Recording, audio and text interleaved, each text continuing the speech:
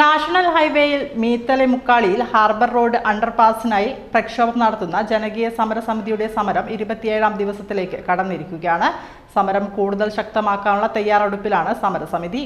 പ്രദേശവാസികളുടെയും യാത്രക്കാരുടെയും സുരക്ഷ ഉറപ്പാക്കുന്നതിനായി അണ്ടർപാസ് അനുവദിക്കും വരെ സമരം ശക്തമായി മുന്നോട്ട് കൊണ്ടുപോകാനാണ് ജനകീയ സമിതിയുടെ തീരുമാനം.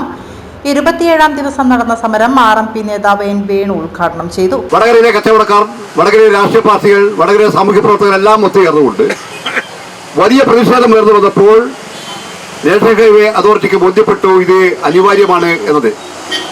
അങ്ങനെയാണ് വടകരയിൽ മേൽപ്പാതയുമായി ബന്ധപ്പെട്ട പ്രൊജക്ട് അത് മാറ്റി വന്നിരിക്കുകയാണ്. ഇപ്പോൾ ഇവിടെ തന്നെ ഏകദേശം ഈ വടകര മേഖലയിൽ 282 കോടി രൂപയുടെ പുതിയ വർക്ക് വന്നു. നേരത്തെ കൂടുതൽ വ്യത്യസ്തം EPR പറഞ്ഞതിൽ നിന്നും വ്യത്യസ്തമായിട്ട് ആ വർക്ക് എന്ന് പറയുന്നത് നേരത്തെ DPR തയ്യാറാക്കുമ്പോഴുള്ള പ്രാദേശിക സന്തുലിതാവസ്ഥ പരിശോധിക്കാതെ ഡൽഹിയിൽ നിന്നോ മറ്റുത്തരേന്ത്യയിൽ നിന്നോ വന്ന എഞ്ചിനീയർമാർ നമ്മുടെ നാടിന്റെ അവസ്ഥ പഠിക്കാതെ, നമ്മുടെ നാടിന്റെ കാലാവസ്ഥ പഠിക്കാതെ, നമ്മുടെ നാട്ടിലെ ജനസാന്ദ്രതയെ പഠിക്കാതെ, ആളുകളുടെ റോഡ് വിനിയോഗത്തെ സംബന്ധിച്ച് പഠിക്കാതെയുള്ള ഒരു സർവേയും ഒരു പ്രോജക്റ്റുമാണ് ഈ നാഷണൽ ഹൈവേയുമായി ബന്ധപ്പെട്ട് കൊണ്ടുവന്നിട്ടുള്ളത്.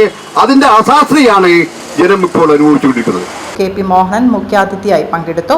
MV ജയപ്രകാശ് അധ്യക്ഷത വഹിച്ചു. സുരേഷ് K സ്വാഗതം പറഞ്ഞു. പരിപാടിക്ക് ആശംസകൾ അർപ്പിച്ച് advocate Ashish Chombala, VP Jayan, M Pramod, Sugathan master എന്നിവർ സംസാരിച്ചു.